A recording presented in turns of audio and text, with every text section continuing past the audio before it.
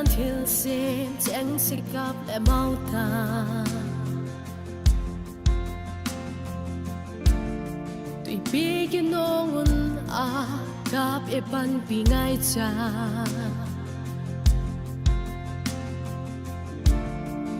đôi khi na đến thiêu xem chẳng xem hàng xăm ngài uy tu tao uy ba gan ngày luôn nay bên nay biết vì lấy xin ngày chán biết đi na khu na ghen đi nghìn không na ngày luôn nay bên ngày luôn lẽ đi ta lấy xin tha đi nghìn cảm xúc tha hẹn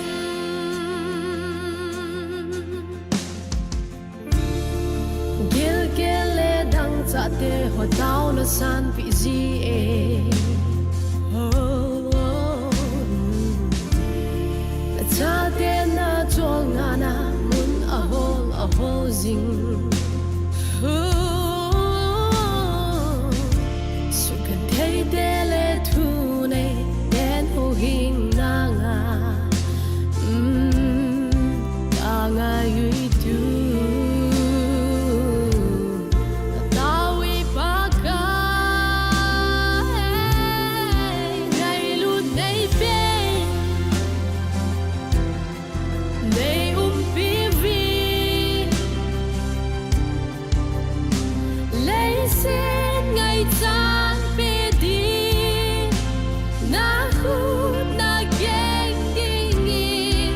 ở mu na lệ ngày luôn nay bên ngày luôn lẽ đi ta lấy xin tha đi nghìn cảm xúc tha hết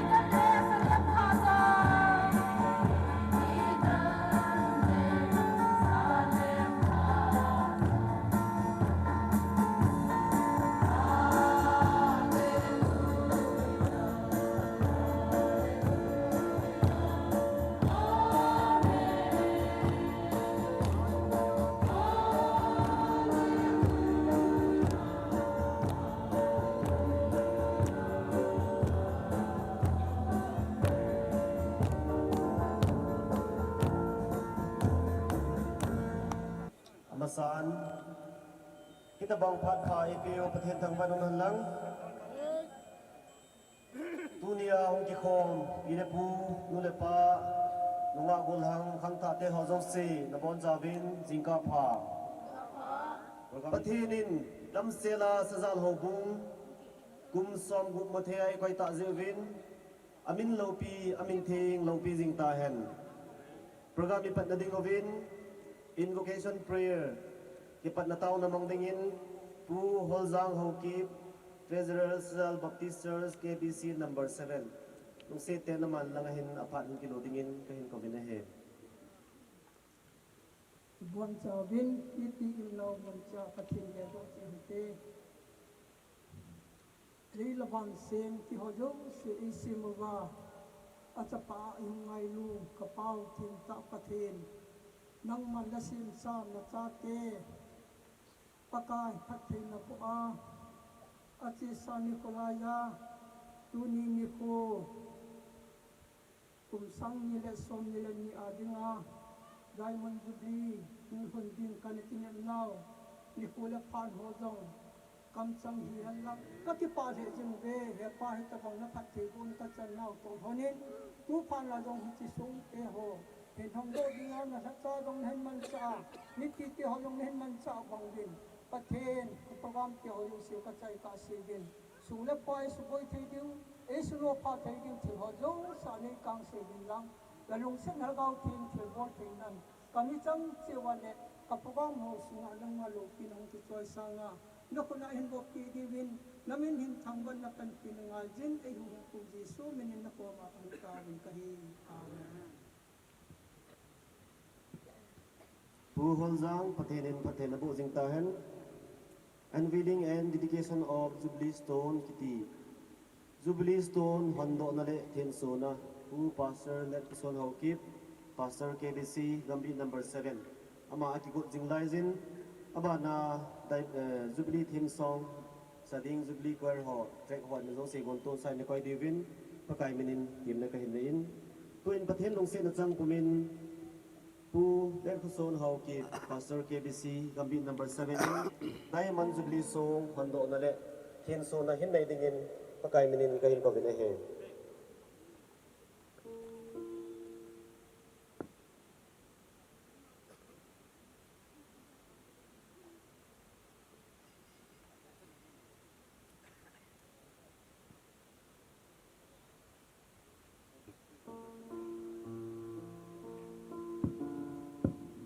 Hello.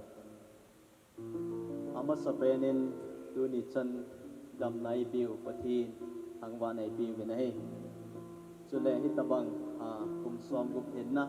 lo pi ta hin manga chule to gon hin ne ya mi yo sin ko khomo Sajal ho bung mi te to khom pi etikan pu chule Jubilee committee ho hi board of the kan ho jo se hi hậu bung mi te ho jo siam ka ke pa na kan phu ka ke pa pi na kan phu no ma sa pe ne na he su to ke hanin che kin lo pi ta mang dinga ngai lu ja la hong kal song king le ka nga ku na adein ikilai kom no KBC kam sunga dinga pakai liang pi le ya to khom pi pakai ja na chang ren tong mang secretary man department KBC Renon Ko Development Director Sule Retired Pastor Ko Reverend Di Dongal Pastor Paulo Mang Chong Loi Pastor Center Church Jau Jam Tik Sule Adang Dang Pakai Tha Cha Ho Hi Gambi Sunga Dinga To Kompi Gambi Lam Kai Ho Hi Sule Hang Sung igam sung wadinga hausa upa nu le pa pi le pu so pi ula naw te ho ngai lut ja la hong kal sung ho jo si ama sa pen penin kum thai to ke hanin kum tha chibai le ka ngai lut na salam kan pi me na he chu to ke hanin he chlai mo nai ke man cha na di wa hin bible chang mun khat kan sim ding cheu tieng chele pathin mina chi Jubilee song hondo na ini di wita to hanin thằng vợ na tàu na kilom ta ho ina mang ta vin Bible sang bon khan siming katik na ho zo sin nen ngai pi vin lang lung gil ta in chi tu ne na ngai ko bong te Samuel khat na bung sagi sang som dani na Samuelin som tum khat alan mispa le jesna tika aput ta in amin zong ebenezer asata aji chu hiko ma hipakai jane ki tu pi ahi atina ahze pathene na thu pathei bo anlang tuni le khon pathene pathei bo naw sula thu pi ajang i mano hichini kho hi pathene ei pi u ni kho hi hichini khon ki pai thano mo te ti khom bang ven chilai muna Samuel le ka bo ai mo wa mel chi na songa puwa tu ni chan ge ai sim khong wa imu do bang ven hichlai muna hong ki tung do hich song pi le ta mel chi na song hi ei hon zong hita banga chu malai pi le pu te lo la khang ma sa hon zong ai lo le Israel mi ten zong hita banga cha amun khana phau le mel chi na so ngai lo le mel chi na ku ti ho aman jing bang wa ayang kum som gup jan pathin in pui na mel chi nai chi ei pu do e dan chu to kin hanin tunin hi chi song chung chang a hin ken jang het ken na sata ka nei pu tam ta sai pung ka ting ain lai ho gam sunga dinga kamu dol khan le thusim khat tunin ni kwa hi yan isi mo hi mi te ho gam ade din Nagaland kitila nailam pena se dingin Mizoram kitila koi chi ai le song lin ta tung vin hi chu kum aza masanga na ki tung pe hi e ho gama hin choi ki ha mu pu lai ko na kamu do chu kagam ki sanga hita bang song pilin ta min akuma za masanga phu bu ka benai le sei lowa am ho dinga achen naw khang khanga alit naw mel chi na hitai ye chun tu ni kun pathin lo pi nei phono janga hi chale hi chi Sajal ho bung le Sajal ko sung gam sunga dinga mel chi na lo pi ta itun do ilo hin naw kha jong hi ti ka sei no min ye chun hi chi mel chi na song hi hon do te ki hanin na ho zo sen jong invite kan bolin ilung gelbin hita banga chu pathi ni thangwa chi diu hi ka tip na nei be nei apung do ke hi jong na tu ne hi yo zo si pathin lo pi na pung do khom dinga hang kal sung hi be ye chun hi chi pha ne he ei se ngan si lo bin ilung gel che bin pathin lo pi na pachi na mu chin ding e ki tim be nei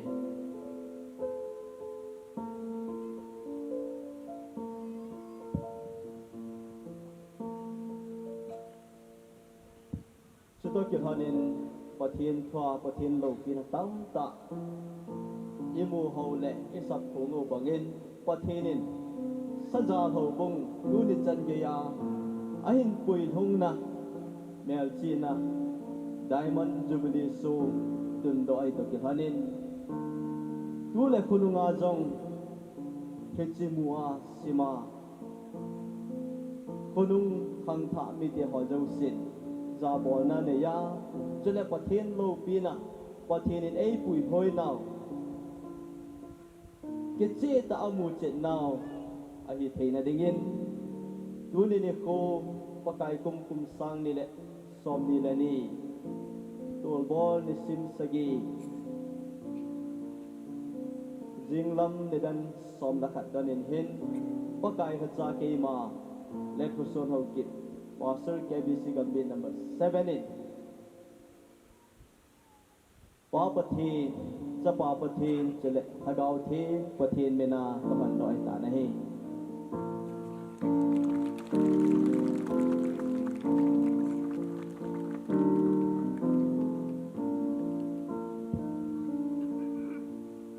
asunga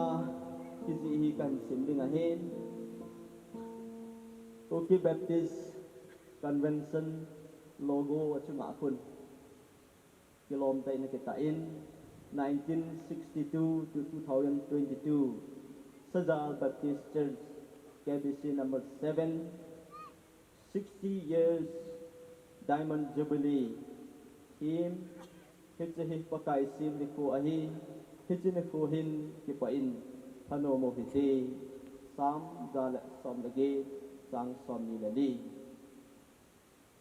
dedicating to God for His glory in the name of the Father, the Son, and the Holy Spirit on 7th January 2022, dedicated by Pastor Lepson Haukip, MTH, Pastor KBC, number 7. It's Diamond Jubilee song. Ihon do wa chule asunga kita do ho kan simpong to kihanin kum som go thing se wathinin Sajal hobung ahin pui thung na mel chi na itun do wa ikat to ta to kihanin hichi song akitun jing bangin Sajal hobung jang ki put that han kitung that jing han lang hang to jing han ma cha jing han lang chule hichi Sajal hobung hi hu hing na thu pha ki pa na thu pha phong jar jing le pathinin ayum ti ve tu ni chan chanin pathinin ai pui thung ta ve ki phon do na he jing jing ta han cho to ke hanin he chi song ke phot hi mi hem thil si ma hi khonung ko ma le mi hem de ho mit mu lo le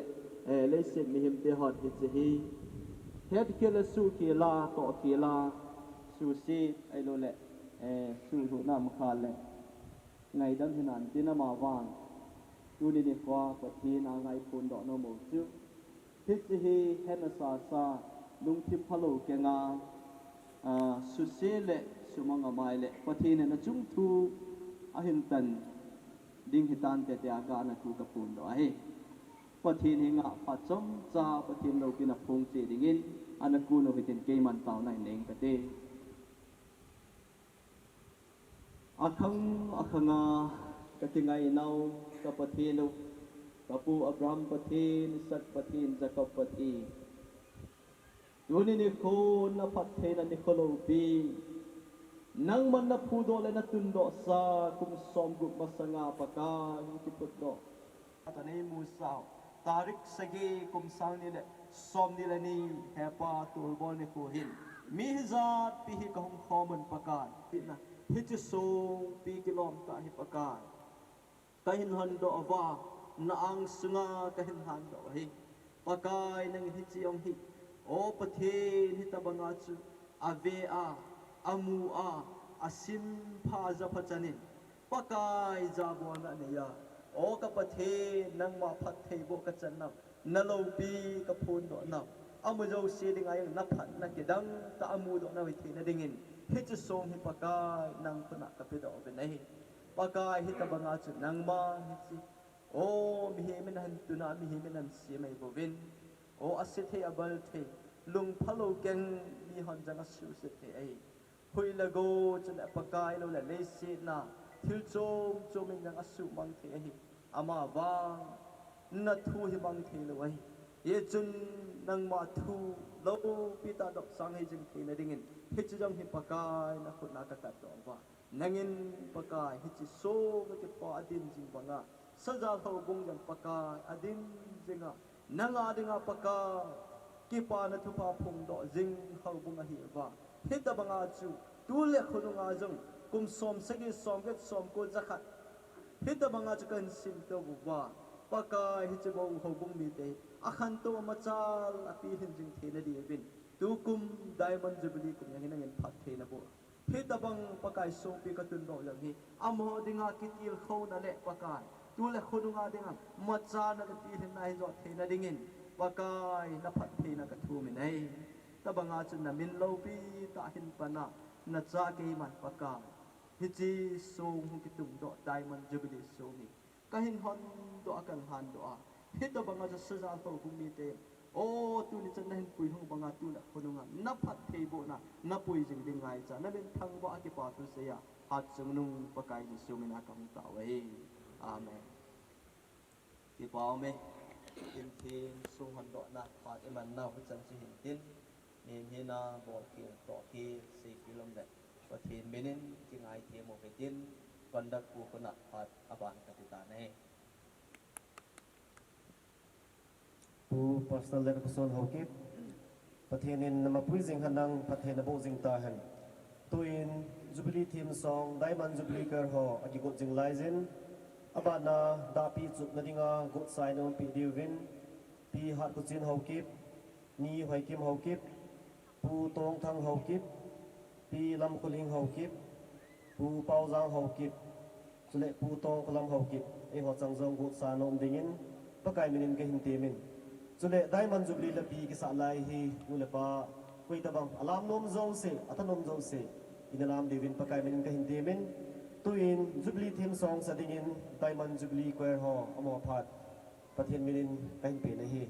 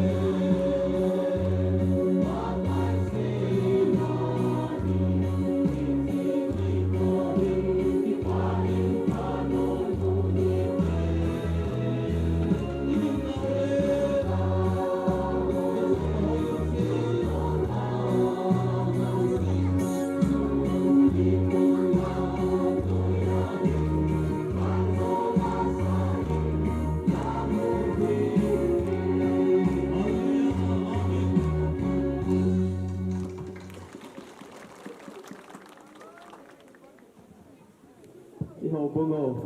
hoya ko na tuni diamond jubilee iman thehom ti hi aput do lo ba chu na cha do the lo hi ye chun ho bunga de nga su ni the lo among mo de nga chlai mo na hong ki ji do I ho bungo ana put do ho min kan sim do de nga hi non jang ana ngai khom vin lang akhat na pu let ngam dun ho kit ani na pu let sat ho kit athum na pi hat pu chi ho kit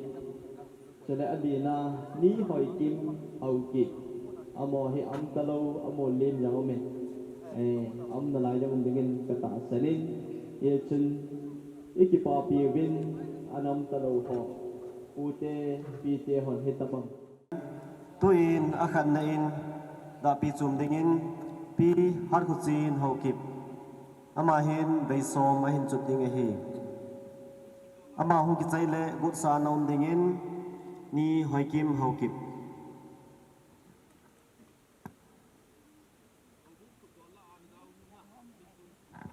ama hi hobung phut dola anazao pi har khu chin ho kip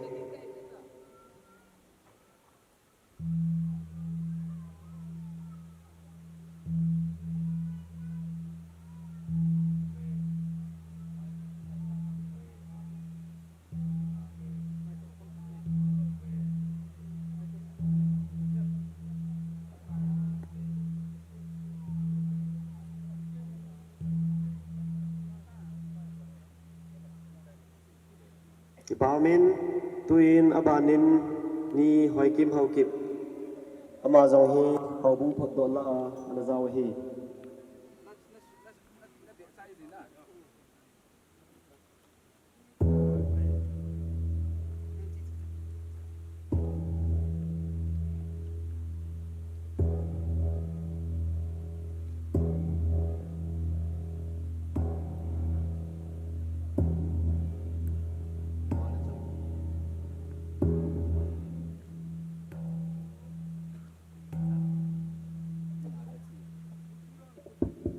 Kutu tipi tuin abanin pu tong putang haukip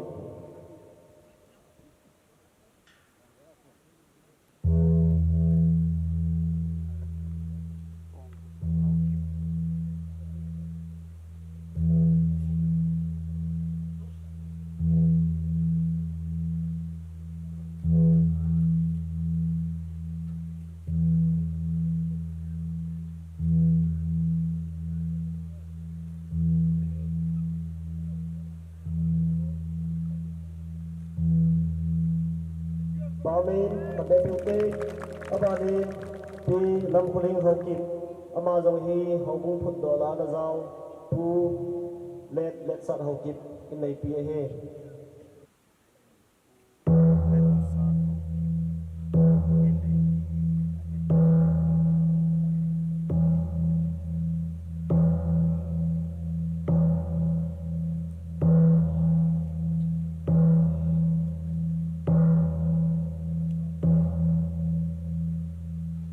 Pio Hot Madepute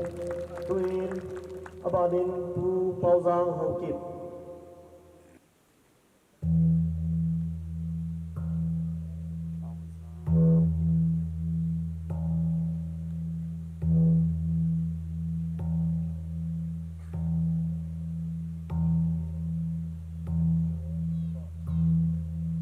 Pio Hot Madepute Tuin Abanin Asaina Pu Tong Kulam Hokip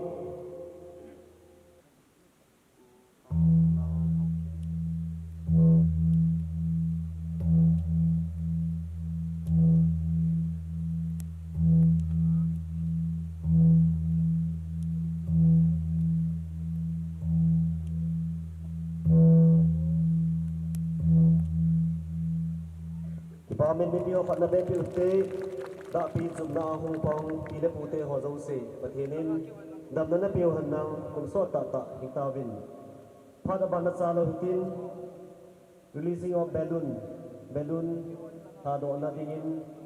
Pu Ne Zang Ho Kip Chairman Gambi KBC number 7 Ama Phat Kain Pene He cái program mai puyo pathin thangwa na kain pemasan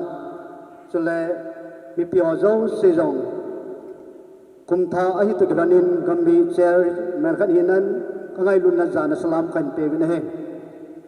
hichito kilan chun Cookie Baptist Convention KBC gambi number 7 Sajal Hobungin pakai kum sang ni le som ni la ni nisim tarik sagi ni di khoto kilana Diamond Jubilee ain mano to kilanin keima nezang haukip KBC gambi number 7 in patel lo pinaringin hiche belun hi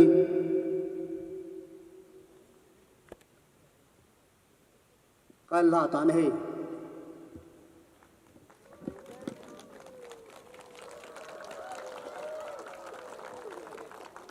paten thangwa numtahan pu ne za hokip pathenin phathena bo jing ta hen tu in belun il ha chau takil honin mi pi zo si hol langa ana chiu hitin hol program chu in padiu hitai ti chu pakai mina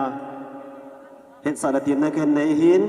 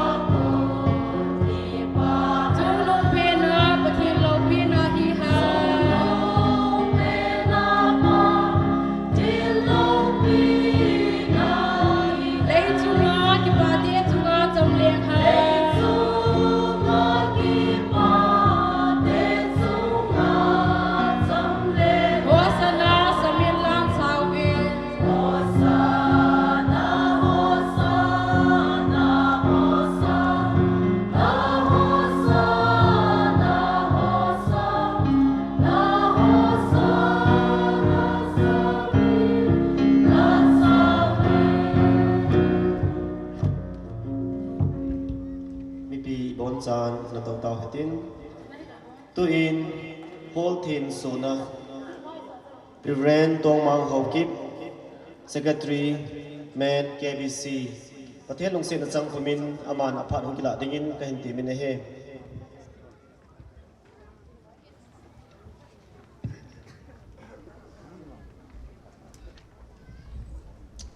Pathin Phati Bu Sanatalhana Sajal Baptist Church Unsam Hinna Diamond Jubilee Song Pandok Nalathin Sona Talhanin Tuni Hisi Hol Kisa Pakai Wa Chai Lasa Khoming Le Athwa Chani Khominga Hisi Hol Kisa Hi Pathina Than Dok Ding Talhanin Bible Sang Tunai Thupi Sim Katin Sam number Jala Som Lagi Sang Som Nili Hisi Pakai Sim Ni Hu Hin Hisi Hun Ki Panthano Mauti This is the day that the Lord has made. Pakai sim na kun pathin thangwa ni ki pathu sim de ti thonin ibon san pakai jana ni khom hotin ichiol he pathin ala da ni te e khoi mayam na hole certificate to se mayam na ngak isol me di phanse isol da palha to se pathin nga taw na ngate ngai lu na dim se kapau thiang ta kapathino Cookie Baptist Convention gambi number 7 na Sajal Baptist Church nang ma phathe na lepi wa kapu ka pate khanga pa na gamle woni pi tu na chobung na tisana na chodo sal miungal hat sa kom som hinna diamond jubilee ni ko kan man the nala sapua ko na song hon na kan nei theu na min kan thong na hi je hi to khang tu tan julai hol hi kan khop na ring ho hi nang ma mina thin so le ka do thang phat phali pi kin na min kan thong wa ki hi je so ti he chon isi pakai sin ho hi isi kon ki pan thano hu te phan hai to nei pi to khana he chi hol hi nang ma mina kan hat wa mai lang ka thuno pate bon tia ha chunong pen ka pakai de to jesu christ sam ko makan thu mu je bon chan tho te he chi diamond jubilee hol hi ke ma pakai sar van to ma ho ke man department secretary Cookie Baptist Convention India pa pathen cha pa pathen rau them na han do la thil so ta ka pon hi pathen phathi bo he hi chi ko department yang te pathen phathi bo nang ba ne kan da kan pat tai Reverend Tong Mang Hokip Pathen Pathen Bo Jing Ta Hanang Tuin Pharaban na Salo Hitin Welcome speech lim tu say dingin pu kai hukam Hokip Hedikan Sajal Baptisters Phat man tam ta hong kilo dingin kahin ko ne he Ong ki pudo kal kum som gup hinna diamond jubilee sung hongai panpiu pu pastor lahi sule Cookie Baptist Convention thalhenga hung ho zam ta reverend ho hin sule pastor ho hin sule gambi lam kai ho hin ahobung lam kai ho hivin Dabon sawin ipakayu Jesu Krista minin kangai lut now Jubilee chibai kahin bol win hi sule ikiwai pu now lei sit thulama kiwai hobna dungzuya local MLA pu thalheng sule bungte block ADC sule political social worker hozo si area singa hung hian lang munchum chuma puna hung hozo si yong Jubilee minin pakai Jesu Krista minin chibei ka hin ke ne hi sule akwa hobung ngaku na mem ro hi sule gambi aku na lam kai ho hi no zo si yong ka ngai lu naw chibei ka hin ke ne hi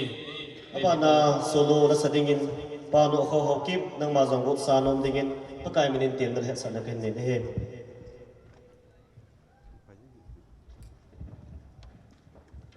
Masapentain kum somgup chan Sajal hobung hungkipu ako na pathen kai hoi na le mapui na zala kum somgup chan e himpui wa pa pathen thangwana kai himpi masana he Tuni kum somgup zen mangthia e him koi wa pathen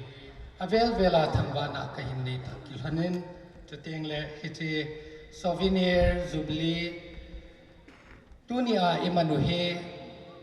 nidang phatang ting le zong het jing theina a hi theina dinga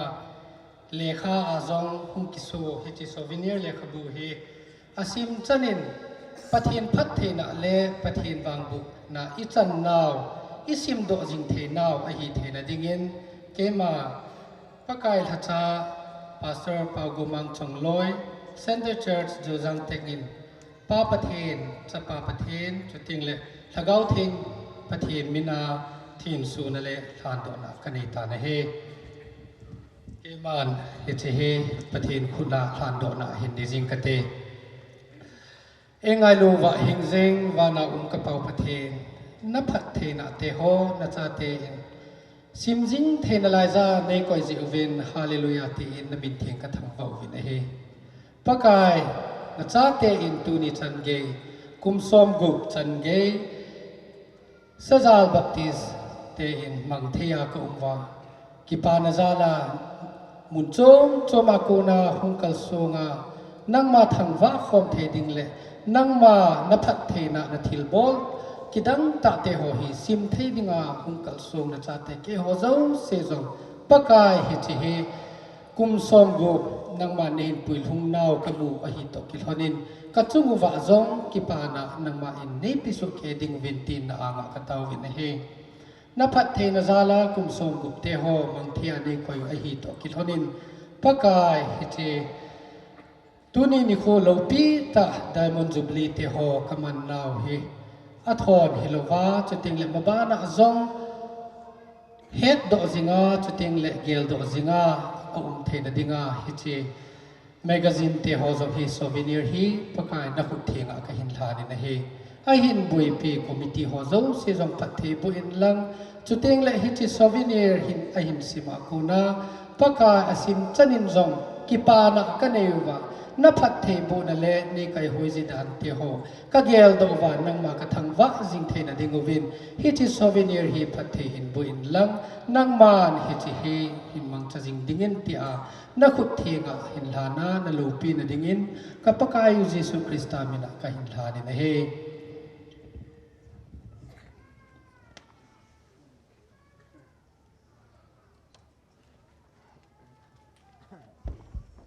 Pastor Pago Mang Song Lui chunga ki pa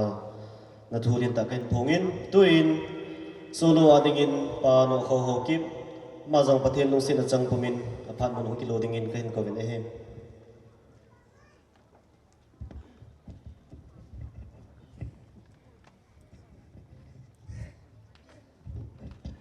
Hello, hello, hello. Hello, hello, hello.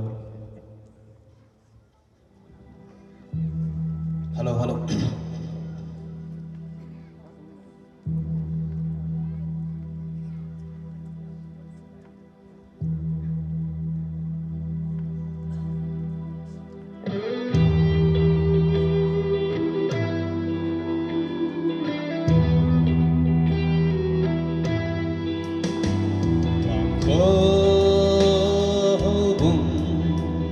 Kan leng thế din hin phụ về kệ sa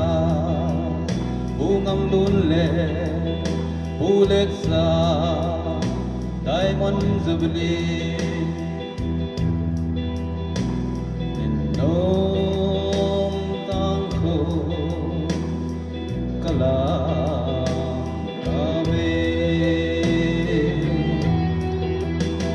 mi ngày sinh to thảo tha bên in về ô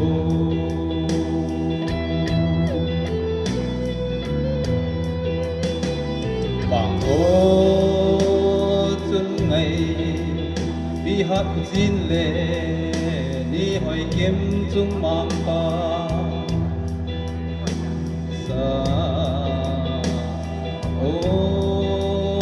Zalaya thăng dingin Zalaya thăng dingin chung mang pan din sa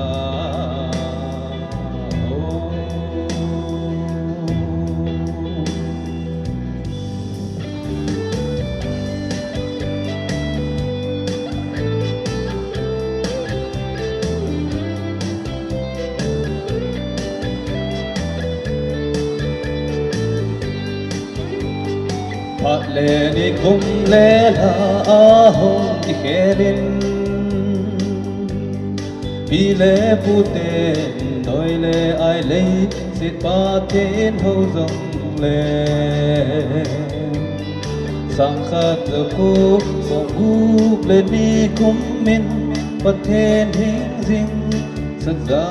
bung hung kịp phút đó tay bắc cái vật thiên là lâu bi ê nó thật na hồ giờ tìm thấy cô vì nghe vợ xây diễm cô vì nghe đây lung xếp lao cả xây diễm thấy di vô về tồn so thiên na bin thiên chú lâu bị dình hen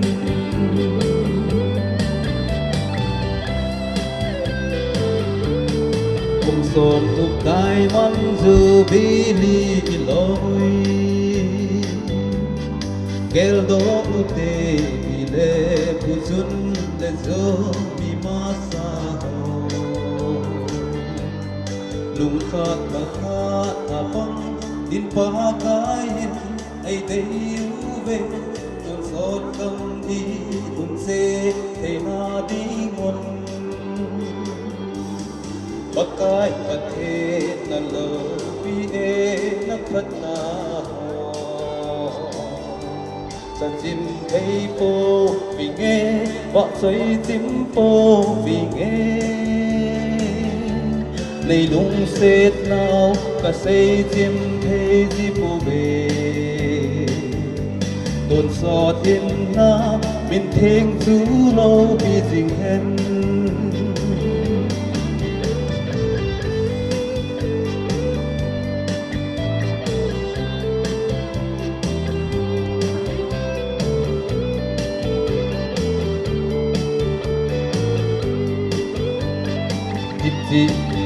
chỉ đi phố kịp phá thanu mồ hi te hậu bumi thịnh te dâu se bất thế min lâu vì na hết dinh na so thì dinh ta hen phụ hình na lâm vì bel dinh na hi hen bakai pathe na lo pi e na khat na ho sa chim thấy po vì nghe vợ xoay chim po vì nghe đi đúng xét nào cả xây chim thấy gì po về đồn so thiên na mình thèn chú lâu bị dình hen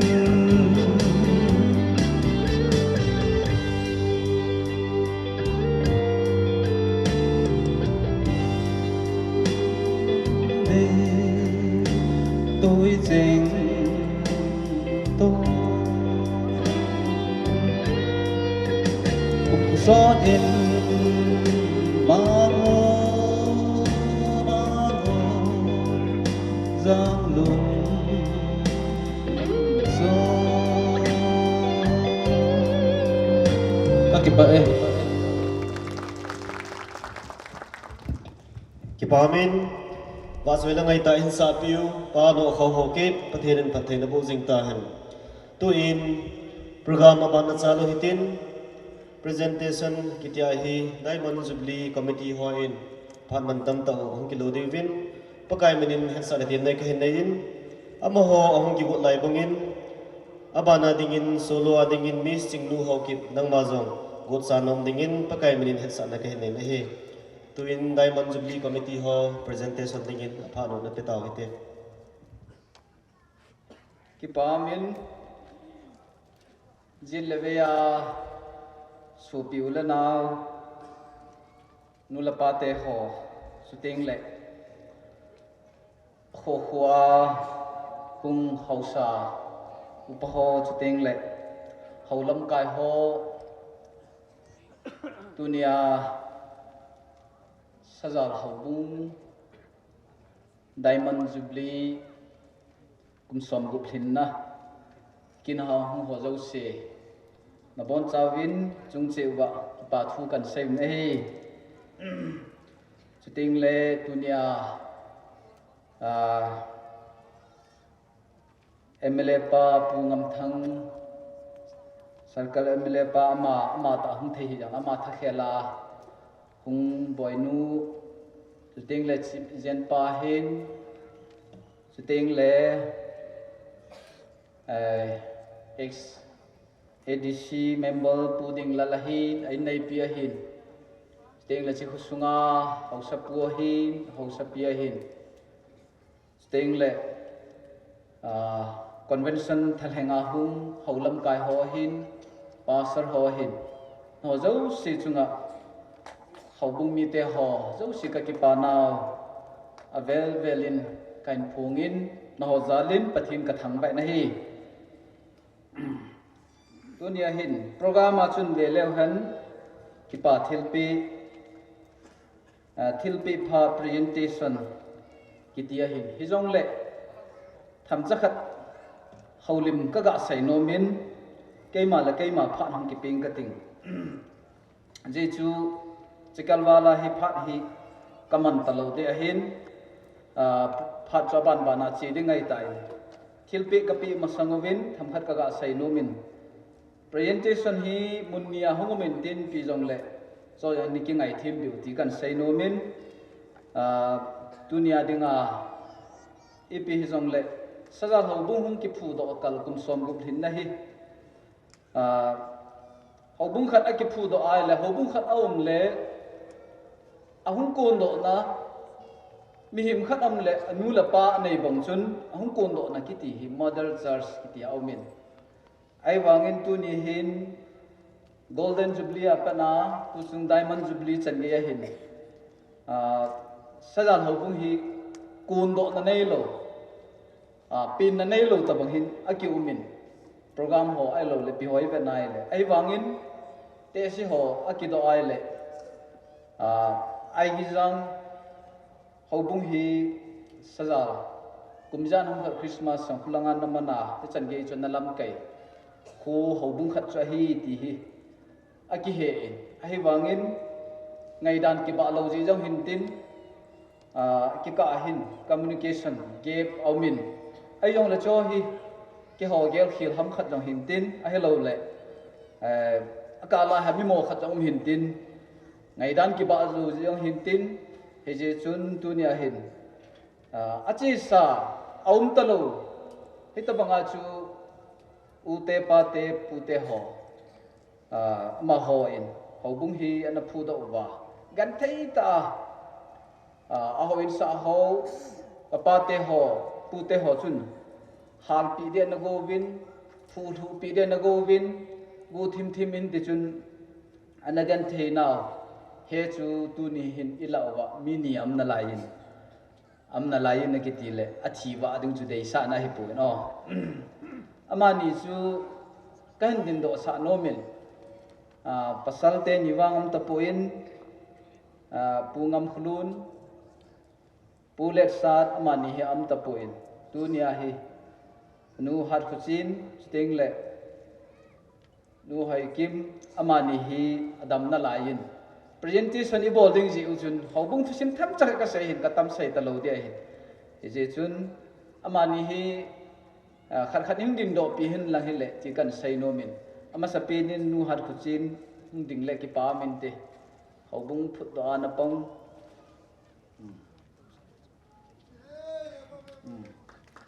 parga be piute mayam khuba khu se abanin nu hai kim ki pa me kan samani hi kum som gu thin na chana en dam pi hobung phut do la samani dam na lai hi ti chu hobung thu sim sovinal ting jong le in sim ting jong le mu de wa hin ai wanga chitunia kam changa them cha presentation kan bol ma sangwa hi kan sein tin tu in presentation phat chu ban in lang ka ting phat chom chakhat kan la dio hin nei na ngai the mo win lang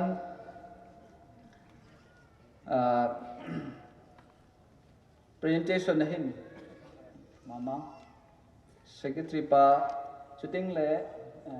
ngum to nu te lam kai ho lang ho tong ki tho wing ka te tua kan din do sa ho la chun pioneer ho hi nama sat sautin presentation pha na hin pi jong le pu let ngam khulun hau kip ama hi dam taloi je in achapa le amonu hongin o hen huzang ama in kipa thilpi khat kan bolovin chi hi himsan pi dingwin stage langa kan ko na he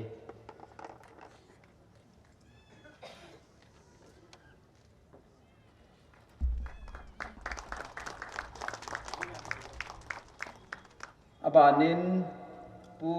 let sat amahi dam taloi jin ai nei pi dam na la jin pathin lung senin kaulam thing sat mo the yang le hung ding do le lang hung phale ki pa min te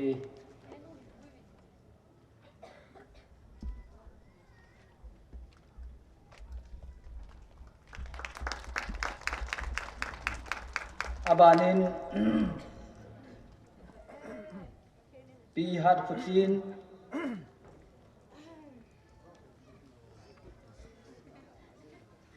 abanin nu hai kim hung do da pe pe la chun phan te heo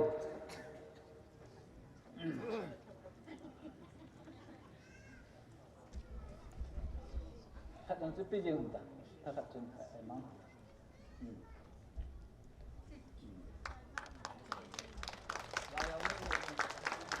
kipamen ama hozala hitunia hi hobung hi akala abuina tam tam hanlang hasan na tam tam jang le tunia hitabang Jubilee man theinau hi ama hoji ai jin mohojau se chunga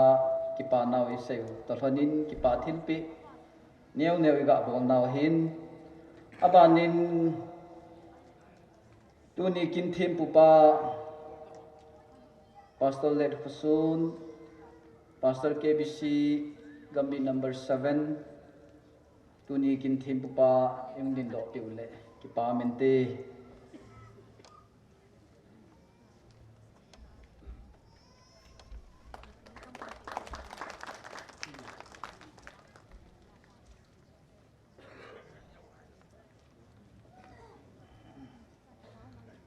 Abanin,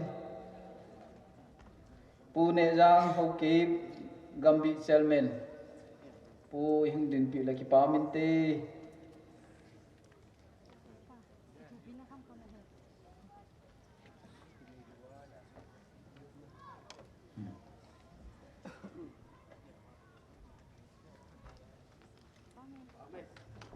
ame mi pi ho khat na biang yi jiu te na abanin Pastor Pagomang, Pastor Saint Churches Joyang Tik, yung piule, ipaminte.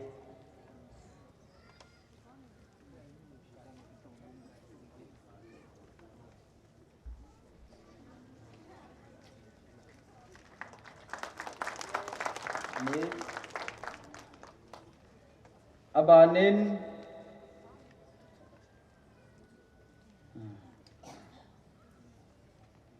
pu hen khugin chilai khutul hausapu amahin tu chunga Jubilee bu tai me riu bong khan ai pu do piu hin upa hung le ki pa min te chiting le ai nei pi thing boy yong hung piu le ki pa min te chilanga hin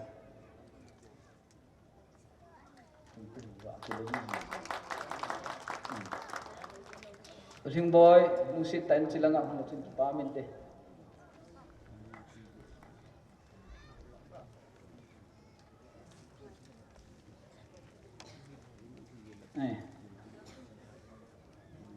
Siteng le,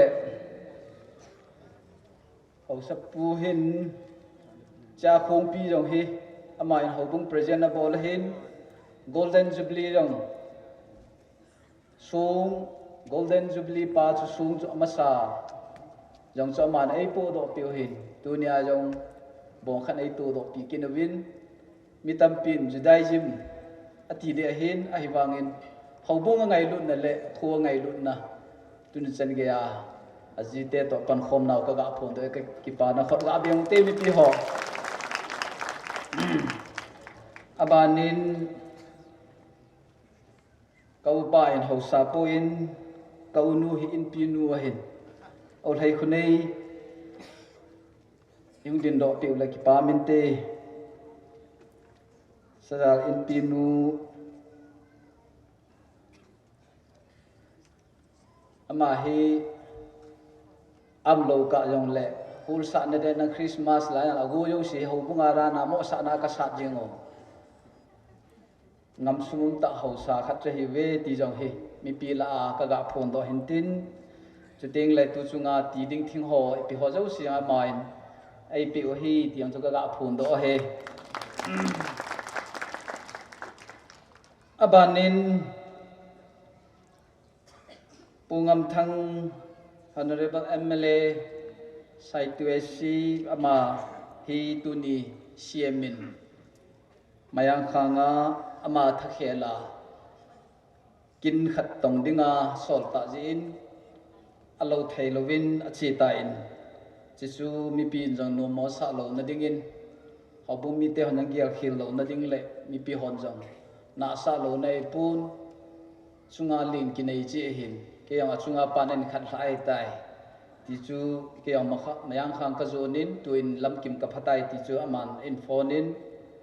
je chu nama khelin ama hum the yang le ama sanu mong mong boinu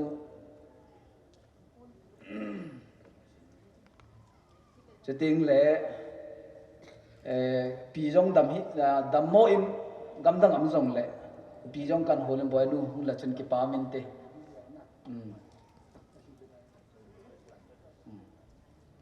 boinu te pon ve chu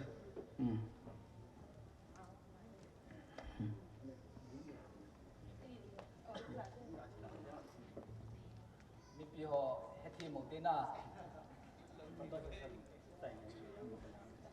rồi là cả mình tự lâu để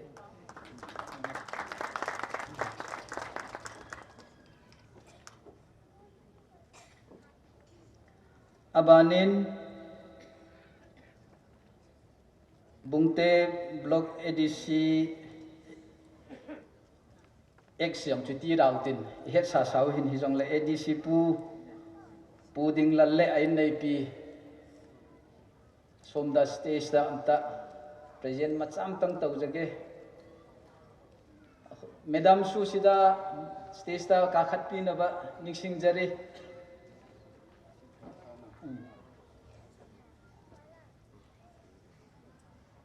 ma yang he khusung hobung sung bol lal to lal jau se ai ki thu pi jingo member khat hi ti chu iga phone da he mi phata alin to jong neu to jong ki loi thei hang sung khusung ngai lu ta khat hi ti jong chu edc puang iga phone do tin mi pi ho jo sin khat ga biang te pa na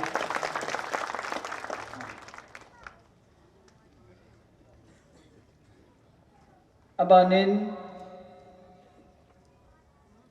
pune kam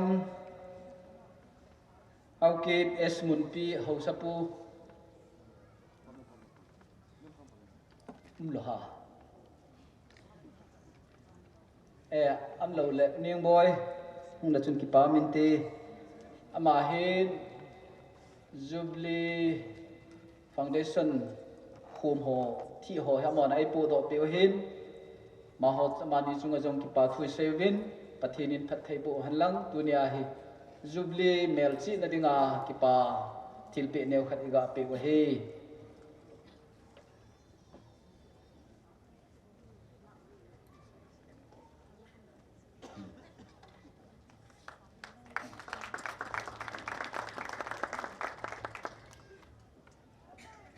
abanin pu paumin thang haukip sap kukimun ai nei pia hin ama hi thu thamba aseng kating chelaya Jubilee song hi ilo de tam kati lai to win song kheng pa mistri pa pujang thang ama kunin tabang he me ti chama gamwa hin ahin seyin ki honjong lungdong ta kam layo chun in sungmi jong a hin chilayong a hobung a khusung a hin ta sa thu dola se jong la koi ma chom jong a hi pun a hi wang chun a ki het nailam loji chun ki ho jong lungdong a kyum lai chun jang thang aman he ti chun a seyin ama kunin loi la pa ya kun hi hanlang ipi jong la ama ma kai na in ama kunin hi chi Jubilee song hi tun na ding hi kreng ti chu engine amane pu do piwin bailam chain khum khani ta ga ki dom bong in dom zo ding keji sanga wal heu gi song chu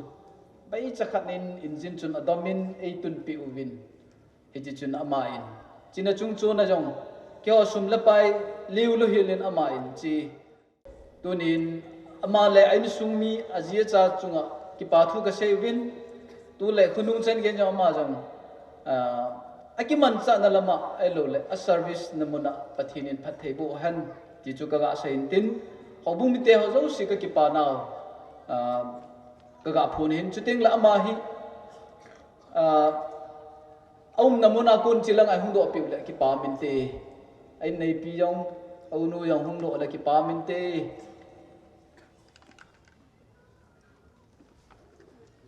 ma hi uthang pum chapa bethel munau ma he ti yong chu ka ga phun be he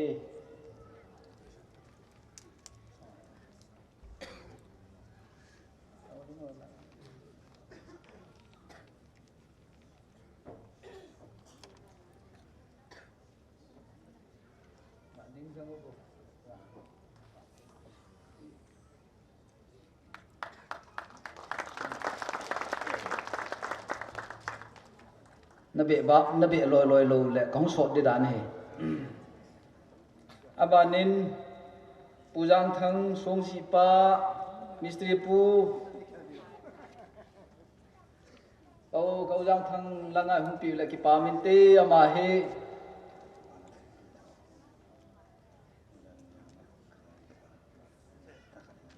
chuting le pulal neo ama jong hi hung lo hi la kilomin in la pi tha pe pe le ki pa min te ma hi mirang bonga ki ger lova ngam sum ta su nga ji nurungang hi i dei ki mo sei dan dan hi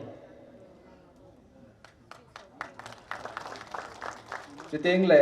azua pa hau pu solo ain sang chamain sim pi wa hin chuting la sa do chu cha te hin hopu la hin sa chung cha man ai sim pi ama nei sim pi hi tiang chu ga sei he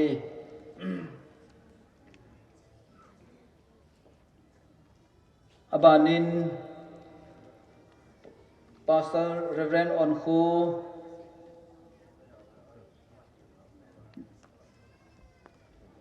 development KBC ama hi pastor pa hi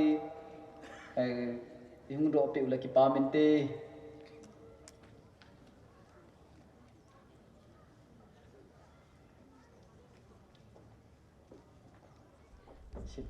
ban pi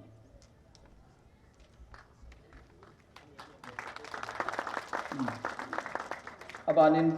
Reverend Tongmang main secretary KBC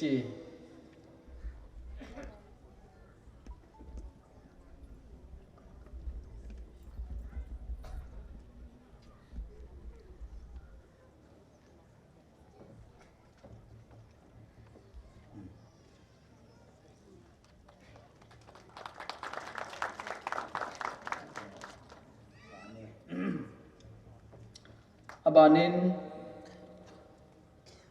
pa kai hukam huki Jubilee lapi jua lam to ithuwa lam nau lanum ta chama nei sim pi hin ma jong Jubilee melchi na dingin ki pathil pi khat ka ga pi no ma ve tu tua ho bu het ken jam he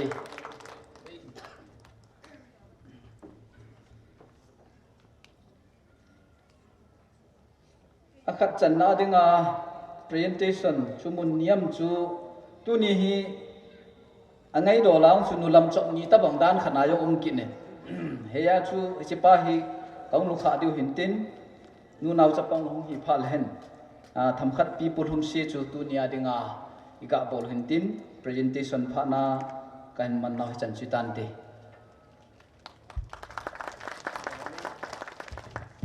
ki pa min phat ban chalo hitin Jubilee Committee ho pha chom chanen manasungwa chung che ba ki pa tu ken sein tu in wa choi la sading in sang sa lunga singnu na ko hitin ama hong gi go jinglai jin program neu cha slight changes kan bolding hi in pu dingler siru hi ama hi ADC pu hi boina anai jin singnu hong ki chai chai le ama in phat na ki loading in tim na ka hin na in kang han jaba ama pu Sri dinglar mahak se thabak aru ama laidana si isay sagbiriba hek loy baga mahakna matam lawbi na bagi damakta ning singjari tu nunga chingnu maphat na pitawte hello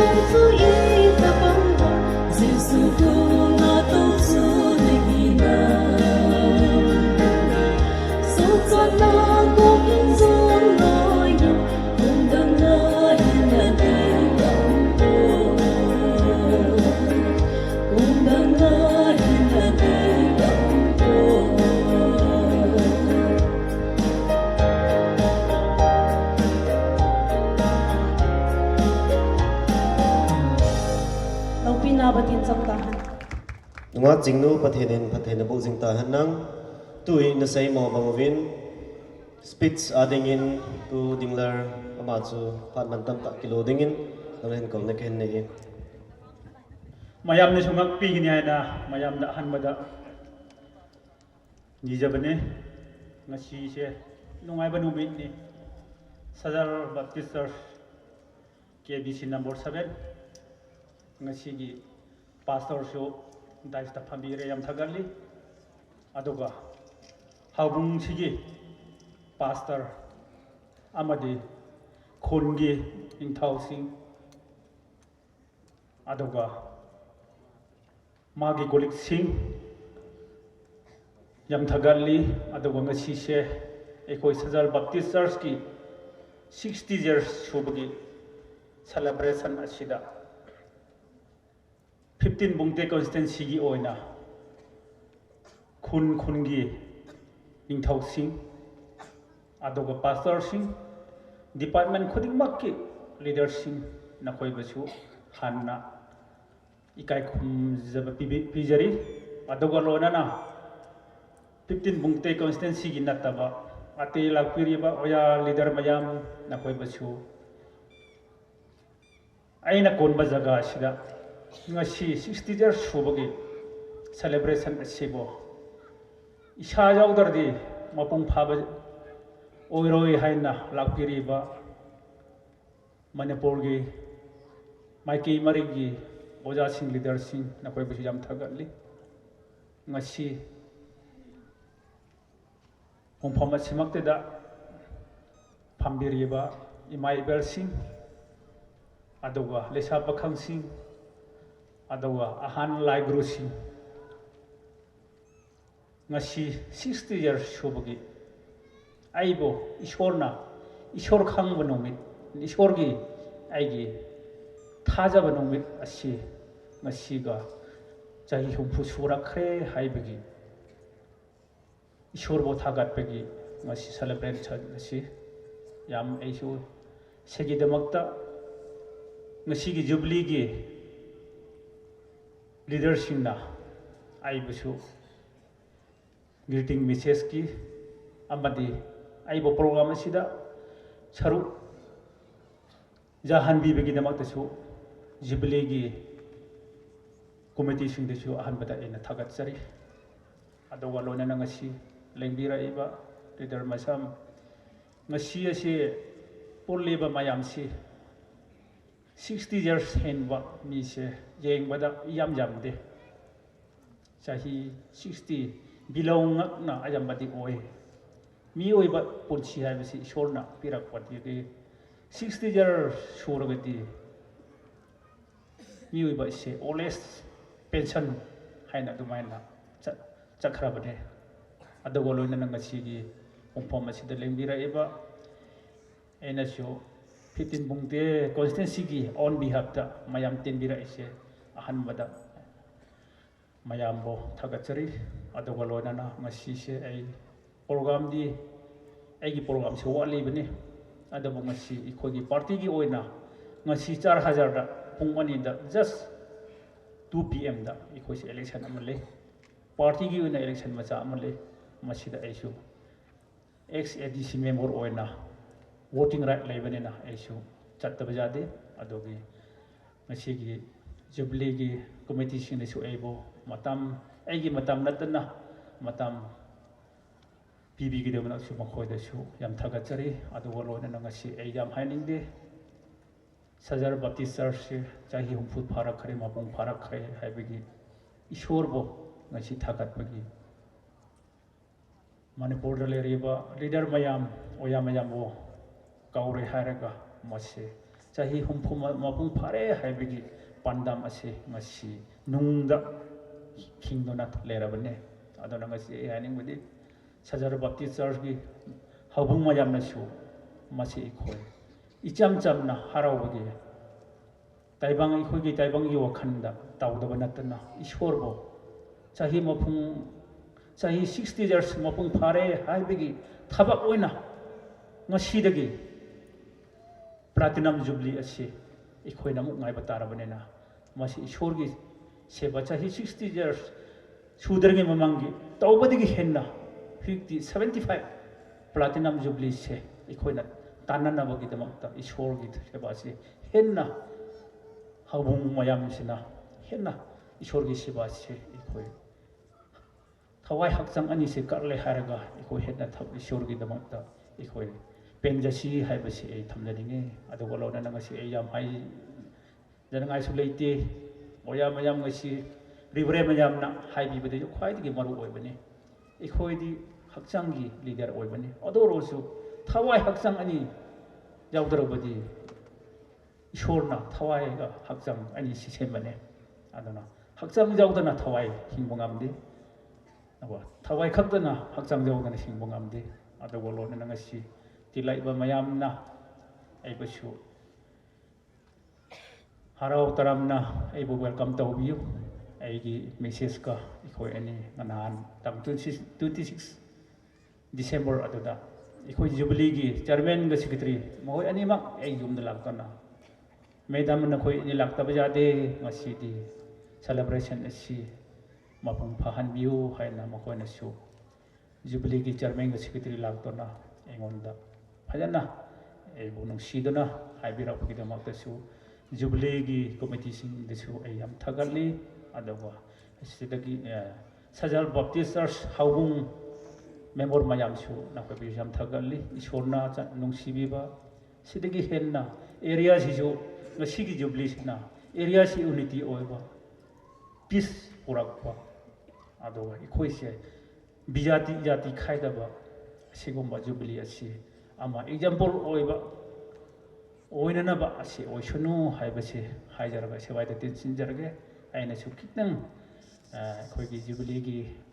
committee singda angamba jamde aisu aina member oringe da orgadi khara chauna tawbata bani khoi di ex ADC member ore adona aisu nungsibagi token of love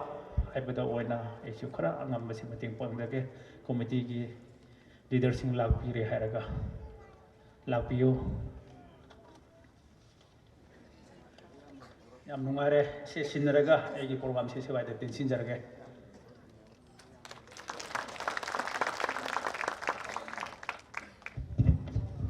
Thank you so much to Dingler for your sweet and short speech. Program aban CDU hin to in convention hole gambi ho phar idepe diu hin ama ho hukitol jing lain abana labung dingin Diamond Jubilee choir ho good sa track mazo se ni kisu tu devin pakai minin het sa le dim na kahin na in to in phat an chiu hitin convention le gambi ho phat na piu hitin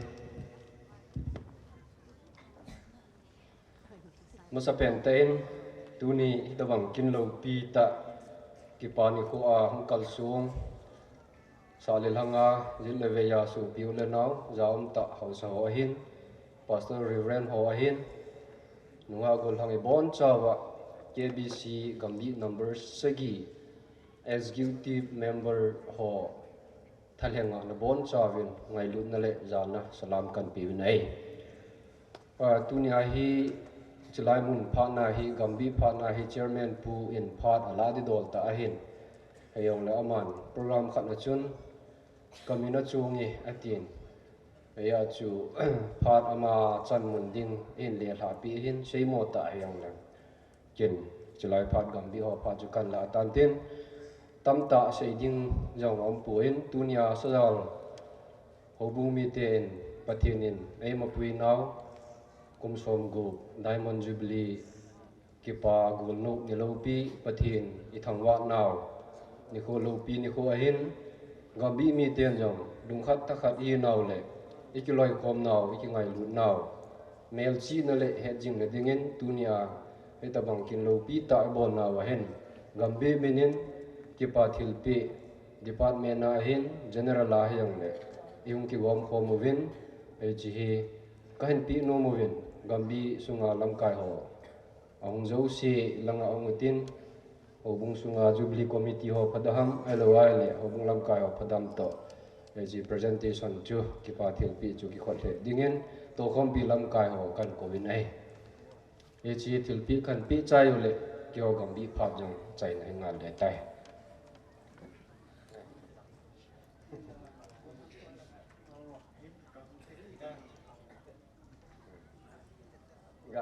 gading tu ta masih tu je belum ni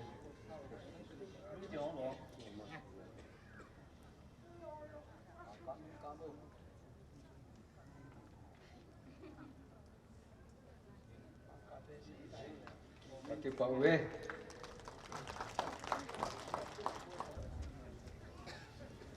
masa penin pathin pati bo sanna Jubilee ni khoi man thi ren ko ki Baptist convention ngai lu na bon san islam kan bo ni ye Sajal ho bung kum som bu hung thin pathin pati bo na hi ko sung le โอสเต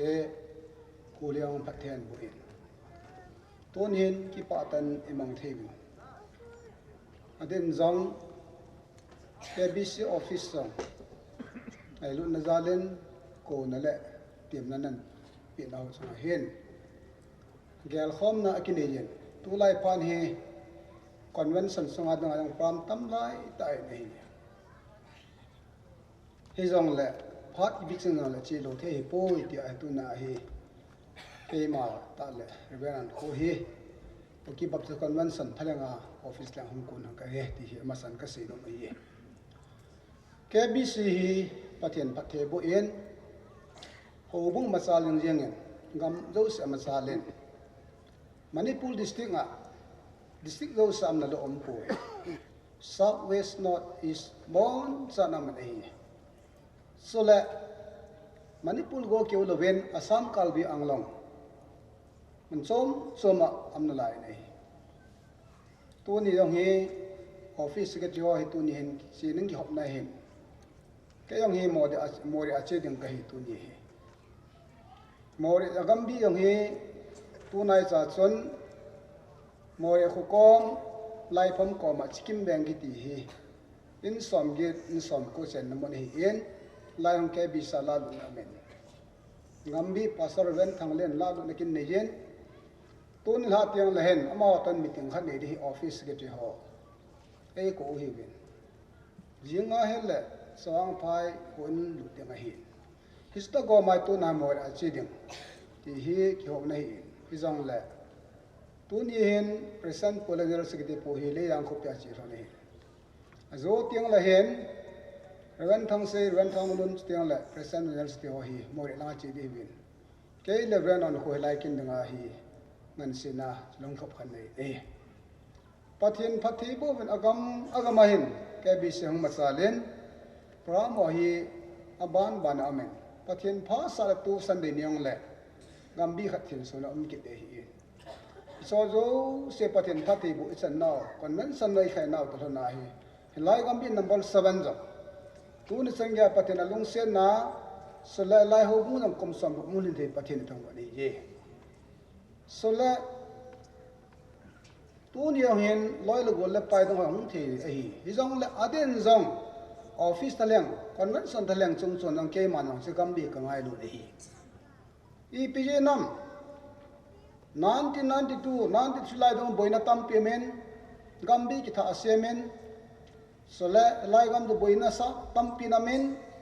กัมบีนับบอยตานที่จงเล็บบอยไล่ตากัมบีสกิติมาสเปนกันดีไล่กัมบีฮีนัมเบอร์7เฮเอลนันกิสโตนนัมเบอร์7โซดันตัวนั้นจังเกเห็นนั่นละว่ากัมโลวังกัมบีก็สมัยที่ปูนี่กัมบีกิเสียมโดไล่น้องกัมบีเซนต์ตัวน้ำโจปูนที่จังเล่ไอ้เท่เทนึงเลี้ยวไก่ที่มันบีอันนี้กิเสียมเองกาเล็กตัวบอยนัตัมเปียเมนคอยมาว่าเลี้ยงอัมปูนที่จังเล่กัมบีเสียมโดนึงเล่กัมซุงเสียมตุ้มนาดึงเองกิจปุ่มเมนที่ไล่กัมซุงเฮอันนี้คิดว่าอะไรกาลาคมเลยกิจมันส่งตุ้มอากิจอยเองกาลาคมเลยขสุงากอลห่อคุยกันหกการอิทัยกัมบีเห็นกิเสียมตุ้มมันตัวน่าเฮกัมบีนัมเบอร์7เฮปัทยันพัทเทบุอิจันนว่าโคตัมปีหงกิเสียมดอกว่าสัจลองขลี้ยงตายหงดอกเทว่าอาเดนน้องจุลัยสัจลจานก็เย็นมันต้องบุยนักน้องน้ำนาลายินกัมซุงเอเรียไอ้จังเลยสอจันิงก็เกษนอมปูนที่จังละปัทยันพัทเทบุอิจันนาวทุกเกษนอมอันนี้ตัวนี้เห็นเขาสับปูเห็นคุยกันจังผู้เห็นเงินจังเนี่ยว่าปันสกุลในกายคอมเมนปัทยันมาพัทเทบุอินคอมเมนซาร์วิสตองเงินซาร์วิสเลนตาตองตานตัวน่าเขาสับพัตอามาส่วนละคนเลยว่าต้องดอกเรียนโลด้านนี้กิเซลเลยบัพติสเลยดังสุขีบังฮิจังเลยอามันจังเขาทุบีทุกอย่างเลยบัพพัตสะเขาส่งไงลูนะเขาบุมีหัวไงลูนะตัวน่าเป็นนักสตาร์ไลน์จังเขาจะปูเห็นเงินส่งไงจังที่ป่าทุกันเสียโนไม่เห็นคนเป็นสันทะเลงินอาบานจังปัทเทนินปัทเทโบยังเห็นลังกิจกรรมส่งกิจเขาส่งสเตียงเลยกัมบินนัมเบอร์จังเฮหงขังโตจังนังหงถนอมอย่างที่กันติมโนไม่เย่ที่สันตุนี่เห็นแกบิสทะเลนี่อโจเสียหงนมจังเลย officer secretary lo se bon cha hung nom hi in hajang la phat akida boina man som program tam pim je chon tha khel thal heng office min long Sajal baptist long heta bang Jubilee na man chung wa hin ki pa lo the ki poi ki pa na ba sa na ki pa pi ding he ti chu ang ki gong ni he ya chung kel sung to hanin to ni hen office min zong bel khak kan pi no mo wen his bel so ren on ko so la tu a existing worker ha hung ding on lang ngam bi pasal pa lang KBC existing worker lo si hung lang has a convention ki pa pi na Jubilee muna kum som ku hen na ka ki pa wen convention ki pa men ka ki pa thu kan se naw le tu la khonong ge ya jong patien pati a chan ning chu ki pa ba sa na hen hesibel he ui penomen ho bung lang alam kai Jubilee lang ho bung lang la khat na la thei rom hat nung lang hung sa nung pakai men kan ti mu hi je so ti son Sajal ho bung patien pati bo janang keloi khom naw hung masal jeng men ti hi ko ki baptist convention wang bo na le ham bo na ka pe naw tu sang patien pati bo ta ne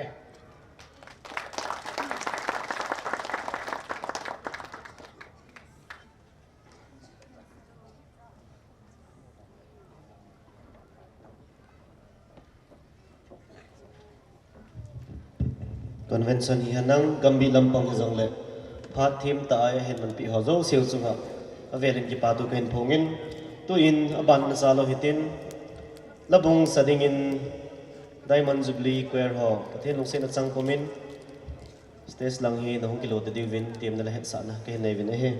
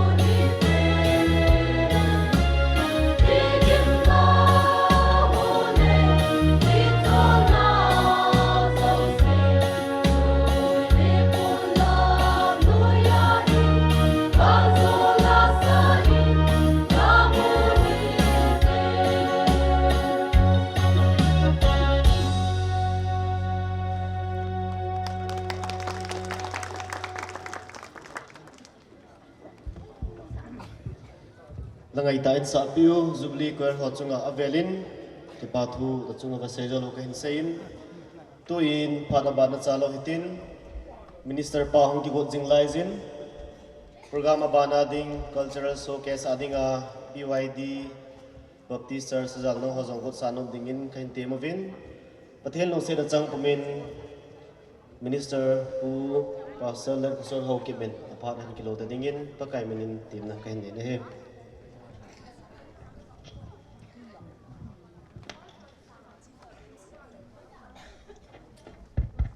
Pathin wa choi la ngai ta hen sa Jubilee ko koel ho chunga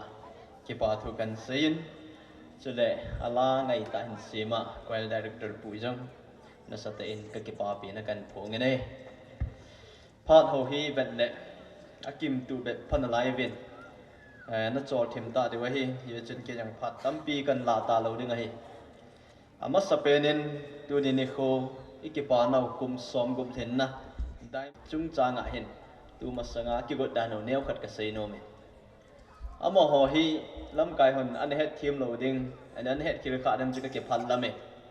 khat ve hi lam kai khat ka do a sung yang ka phu chu ke heta ning kum la ki got no e wa thip de lo hi Jubilee na man lo diu tam kan ti khai e chun hap ta khat ki ti ding ham hap ta khat hap ta ni be khut changam ki pe vai chana hi an to mul so e jin kan ki pa pi ve ki yong tu ni Jubilee message hi changim khana chu gil lo mai the hi jong le ni khat ni kum thun ko na chu deadline ni thumam kharin pi wai cha chu nan submit de tiu ki yong cha chu bo the kham kama kan ji a chi chu message kana pi hin souvenir joy yo sin page number 13 12 le 13 chu hin ki pho do wen lang he chi chu isei khom de wa he bo ne thiam hi jong lang sentence kan la ni mai he pa an sing ka ting a ji chu ei tia ki min pha ke lo hom ti chi su pi tia na gyal kha de ki phat la mo me Sajal Baptist Church asigi neighboring churches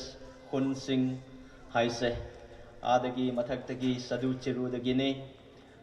ichum kairap dagi ne aduga bungte dagi urasu mayam si koi gi nungai ba numit asida saruk jabi aduga lakpi haibasi aisu ujai aduga church gi pastor majam adusu amasung church gi leader kharasu ujai adu mathakta chiru dagi mai mathak lei kai dagi lakpi riba majam sina koi gi chanaba thaknaba insang gi chaki sinba langbagi thabak sida moi majam na simbira habisi aisu ujai adugi damakta mayam lakpiba mayam sigi marakta ngasigi minister ama oina harau nugai ba phongdok pani nakhoi majam sigi lakpiduna saruk jabi bagi maram asina koi gi diamond jubilee si mapung phabani haibasu phongdok ningi ngasigi koi gi main message asigi text aduna psalm number 118 verse 24 aduni asidagi bible asi pathok charaga Jubilee gi message asi ekoi gi souvenir sida leire karigumba na koina paba thok adi page 12 ga 13 adu da leibani sam number jale som lagi chang som ni le dinan siming kati hichi hipakai sim ni khu ahi hichi ni khu hin ki pa in thano mo hiti pathi ne na thu in sim phong bang ven ade de in tuni Jubilee ni khu adingin phathe bo pi han lang Jubilee hil chin na chom cha ka ti in thubulin ka koyin he chi hi neu chakhat hen seng ka ting aban le a message ang du di wai Jubilee ki ti thu chang hi tampita chu a hil chinum na ai ho pau chu ipon mi tam tan minin jong ke sa in ai lo le pha da phat be en man jing o chu a hi ye chun agom lama sei dingin ti sei da ako do thu chang chu sum kon ti na jong a hi ki ti ye chun malaya Israel ten aman jiu chol du na kum ati chu na hi chi kum good sabbatical ti into line jong e ho KBC ki vai hom na hen ki yong mit mel tha ka hin na tong tha ken ka het pun e senior pastor ho hin a het di ham ka pun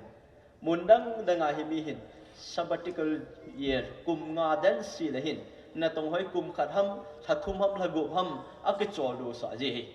hi chu sabbatical akiti sabbatical leave ta bangin chun am ho ding ang chol do na kum chu hi ji da nei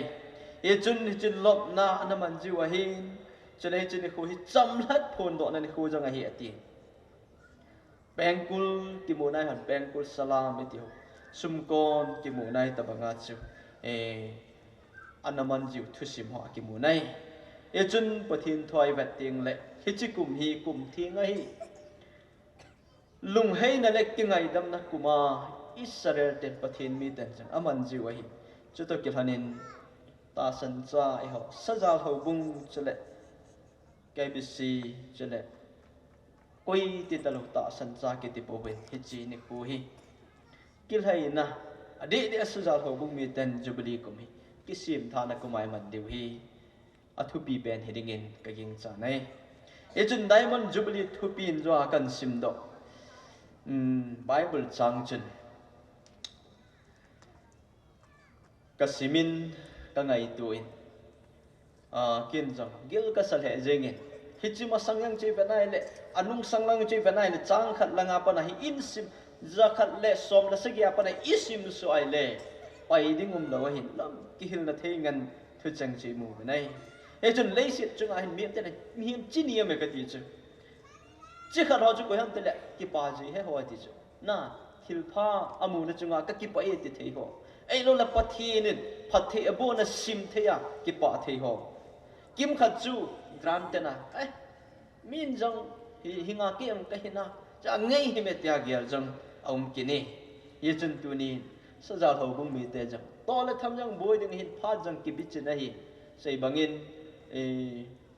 sum la pa yang ha sading a hi e banga thanom tai chinan bolo hi pathin lo pi phonau le pathin ni nei pui hoi no ki pa thu sei no hi zein a ki pa thei te he ve ki pa am ka sa rein hichi pakai sim ni ko hi ya hichi ni khu hin ki pa thano mo hi ti chalai mo na hin som lagi de ki ti khan typing mistake heading in ka ging cha in Psalm number 118 heading a hi correction ki bol thi wa hi he ken jang chi gil ta in ka ngai tu in ei hon jong David leng pa banga pakai thangwa ding le ami hu hing na phungjal ding a chini khoi ki go tiu hi ka hin tim nom be nai ejra bung thum lang chi simai le ti chun chi sung thu sim yang hi a ki sei tin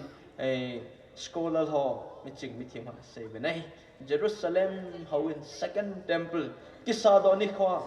hu hing pu pakai thangwa na anak kisa chule David leng pa na lam na chule amana phu ding a jong ki sei labu khat chu a hi nei e chun pakai ju so khanga jong hi chi thu sim chu a ki mu in dan chung nga anak kisam phu anak kisai phu chu pakai ju so ma ta na sei phu chu a ki sei nei Martin Luther ama hin a sei jong hi gil ka sa ka dai I feel in love with this psalm especially hichi psalm hichi labu to hin na sa ta in kangai sanin kangai lui ti khari man jam ana seyin chi psalm hi Martin Luther lin anangai lu ta chu heda nai aji chu man leng lalal miching thim pute vai hom thone hon jam hitabang na tho ha sagan thei ka tho lai jin hitabang chamla na ki pa nai pi zo pu hichi Bible hichi labu sungin hin ki pa na APAT hi aman jang an sei phung khat choi tu ni hichi zai ba labu sungi pathin phathei bu chan Sajal ho bung mi te le akipa pya hong khong mi ho jo si dinga than chung zai la thu pi ai manau che ta ye chun i ho dinga ki pa na cham kim sa la hat chung nung pakai wa chei na ahung ki ni nei chu to ki hanin i han jak pathi thang wa ami hu hing na i phun jar deu hi ikidei sawin hi chuna hin veleu chun to na ba sa deu hi wa gil ka sa 100% ka ti na pathin thang atu ni ko hi reserve um do ba anli na ne alvin 100% na pathin thang ba deu hi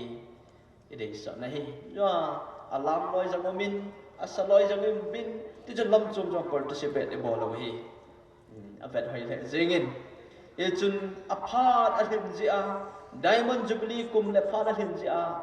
lam kai vai bol han an bol ji wa hi i hung mai mai hi le i lo hin lo mai thi wa hi chini ko hi pathi lo pi tai thang wa de wa hi bible hi chi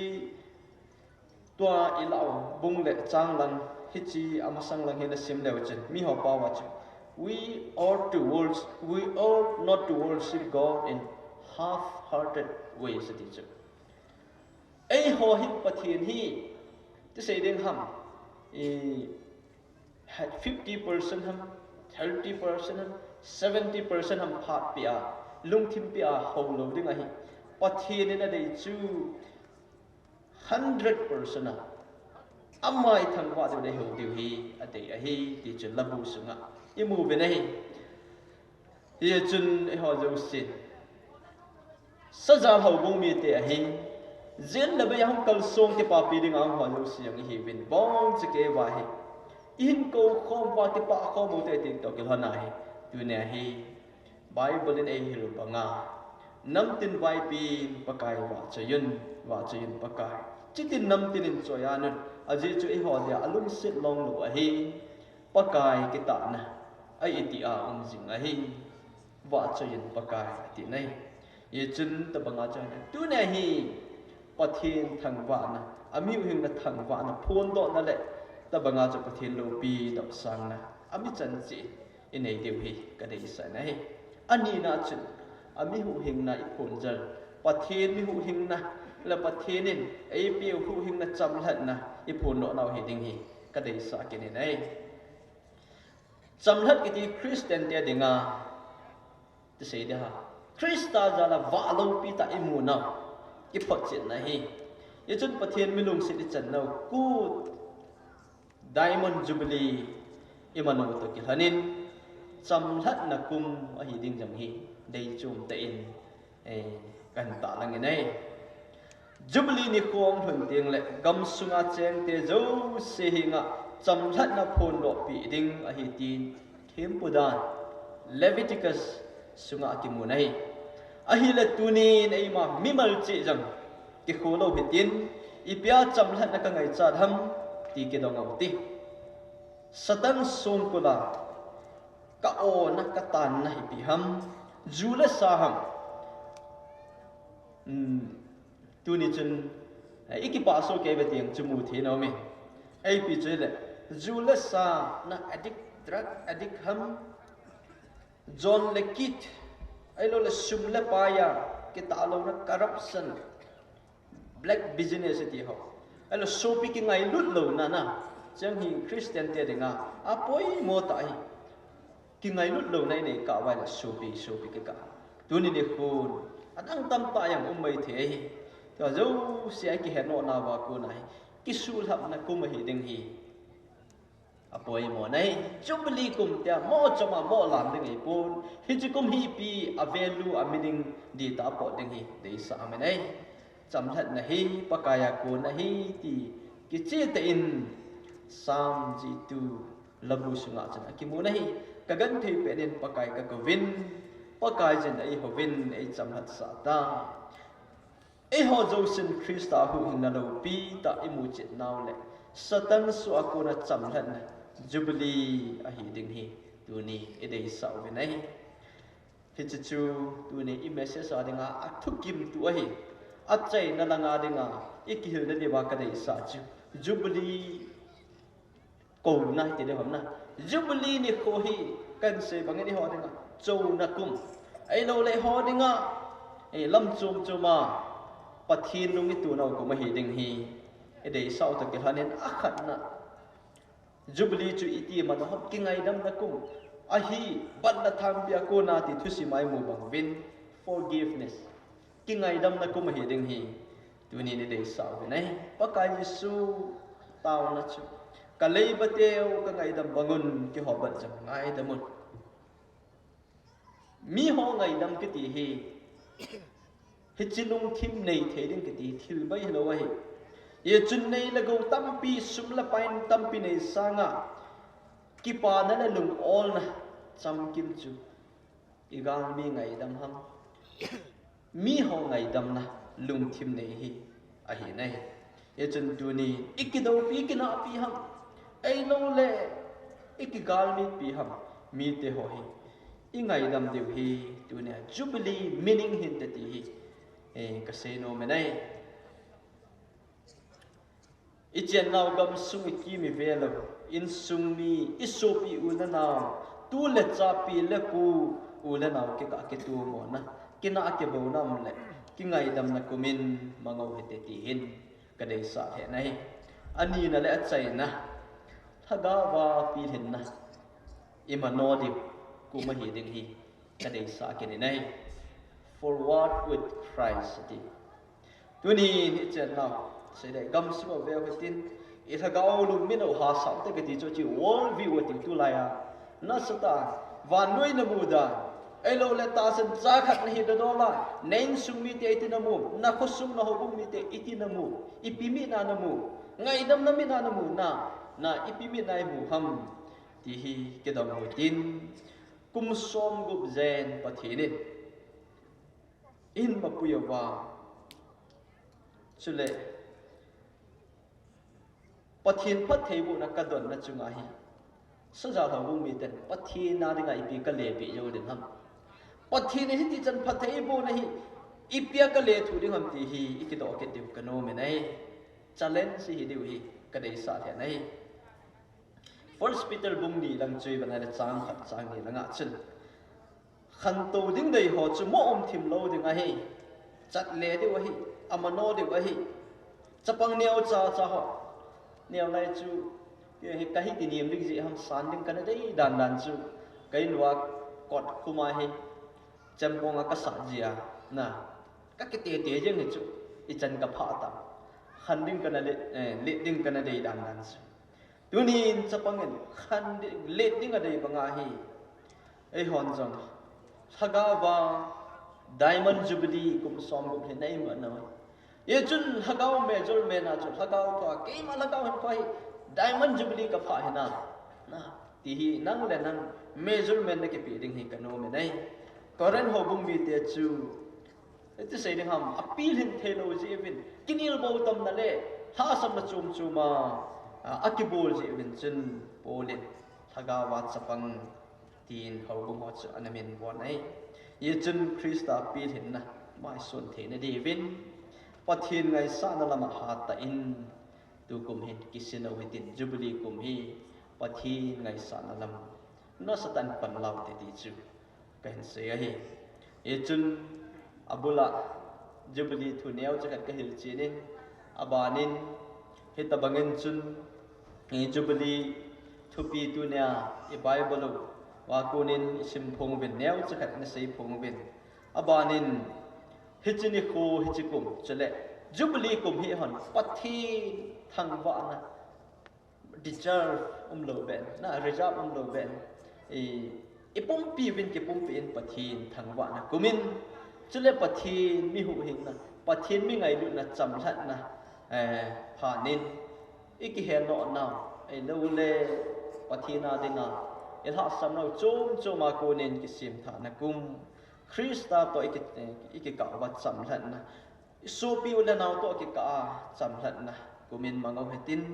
ye chun hichu a hi theina dingin ki ngai dam to hitin thagawa pi hin na mano hitin Krista to ki than kho mo hiti tu kum hi ti chu kan se nai thu kum khana mong mongin golui pau khan amin thu chi a ke mang chu hin tin ke kaman kha jangi pun mi se na kun na ka za sem phong min a ke khel le sem phong ma ma soi cái khéo đinh agot là cái khéo thế lo ngay ngay hi jing họ cho ai ye chun Jubilee kum hi jong le nang malum ti ma cái khéo na nei lo le Jubilee zat ke mang jang le phachum lo de ngay ye chun hi cái khéo na kum lung thim kisi na kum lung hei na le cái khéo na kum hi di sa me na hi ye chun heaven is a prepared place for prepared person van gam chu pathi na kitulu na pathi na denga alung pathin lang lampi hola pathi na thaga wa kita ta pan na van gam lu dinga kigo ho dinga bu gun tu bahe ti nei ye chuni ho diamond jubilee van gam gal don na chule thaga wa mit wa na ni khu chule illa over ki ngai dam na thaga wa pi hen na ku diamond jubilee ku da hi ding hi tu ne idei sau ta ki thanin pathi ne sajal ho bung phat thei bu in tin lung na chim ta le ta banga chu ki phal thing ta pathi na dinga pan la a ami hu hing na phung jar jing pathin lo pi ki phon do na ho bung hi jing ding in pathinin phat thei bu ta han ka ki pai Pat mantam ta ahin lo piu pu pastor let kuson ho kip pastor KBC gambi number 7 pathenin pathay na bu halang na mapuizing tahan programa ba na chalo hitin cultural showcase PYD Baptist Church Sajal kut sayam ta diu ta sanumin nang hoin jong pat mantam ta hi hung kilo da divin pakai menin kahin kawin ehem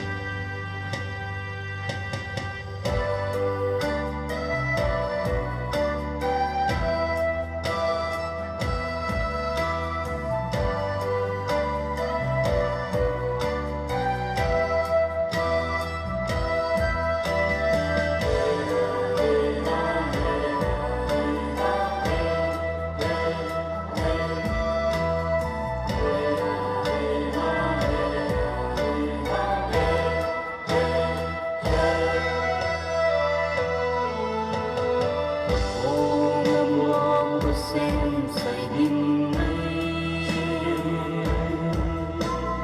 tất biếu khóc tình hẹn hay din ấy lên tất ô ngâm vòng và sen say din ấy tất biếu khóc tình hẹn hay din ấy lên ô bi mà sao tình tình rất sâu sâu nắng vạn trên nào sâu nào em lòng nắng vạn thì đủ na lòng cây hoa đi ngày đi đắng nhìn ta lâu đi nghe xem nắng ngày lúa na hú đình na say chim bao nghe và say chim bao nghe